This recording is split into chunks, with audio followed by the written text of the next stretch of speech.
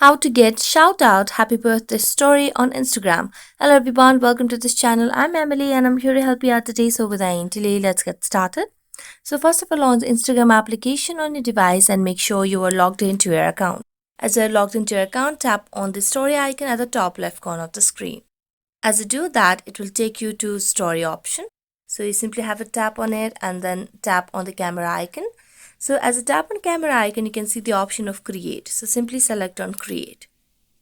Now this will give us the customizing feature where you can select different colors over here, or rather backgrounds, to match with your friend's vibe or favorite color or something like that. So you can just select on this color at the bottom right and select whichever is more prominent for you.